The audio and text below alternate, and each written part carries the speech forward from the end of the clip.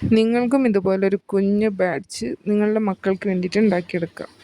വെറും 5 മിനിറ്റ്സേ നമുക്കിതിന് വേണ്ടിയിട്ട് ആവശ്യമുള്ളൂ. നമുക്ക് തുടങ്ങിയാലോ? അപ്പോൾ എല്ലാവർക്കും പുതിയൊരു വീഡിയോയിലേക്ക് സ്വാഗതം. ഞാനിവിടെ ട്രൈ ഫ്ലാഗിൻ്റെ കളേഴ്സും 3 കളേഴ്സും എടുത്തിട്ടുണ്ട്. ഫസ്റ്റ് നമ്മൾ ഗ്രീൻ വെച്ചിട്ടാണ് സ്റ്റാർട്ട് ചെയ്യുന്നത്.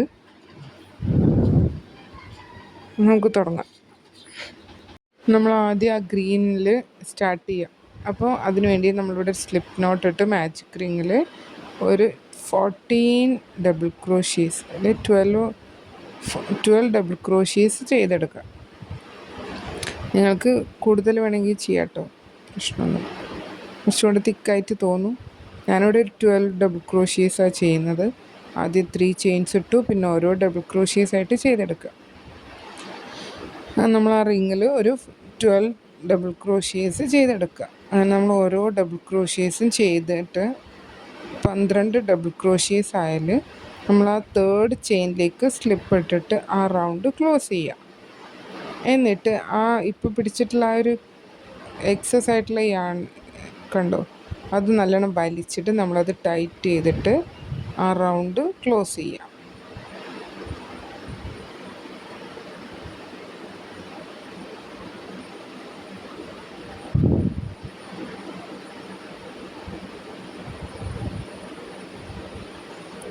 നമുക്ക് ഓരോ ഡബിൾ ക്രോഷീസും ചെയ്തു.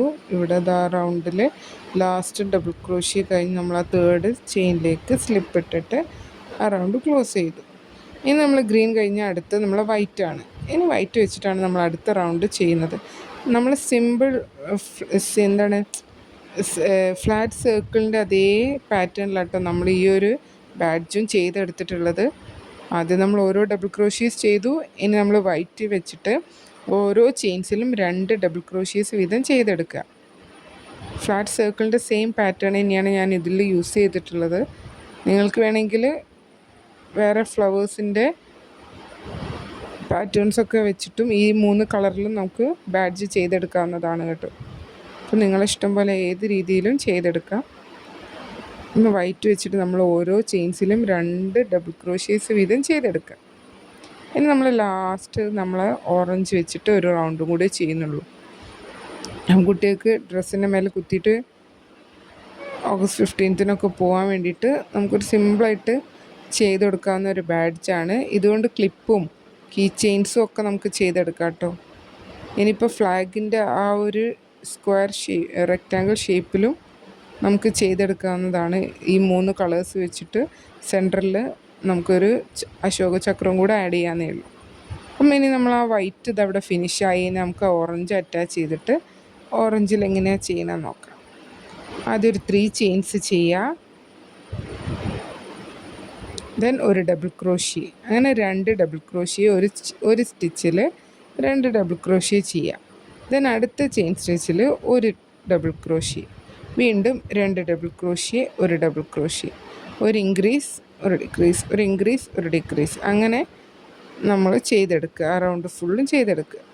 അപ്പോൾ ഈ ഒരു കുഞ്ഞു ബാഡ്ജിൻ്റെ വീഡിയോ എല്ലാവർക്കും ഇഷ്ടമായി എന്ന് വിചാരിക്കുന്നു.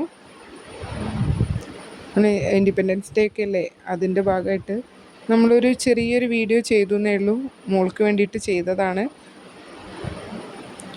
അപ്പം എല്ലാവരും ഇതുപോലൊരു ബാഡ്ജ് ഉണ്ടാക്കി നോക്കുക. അപ്പോൾ എല്ലാവർക്കും ഈ വീഡിയോ ഇഷ്ടമായെന്ന് വിചാരിക്കുന്നു. മറ്റൊരു പാറ്റേണുമായിട്ട് നമുക്ക് മറ്റൊരു വീഡിയോയിൽ കാണാം. അതുവരെ താങ്ക് യു.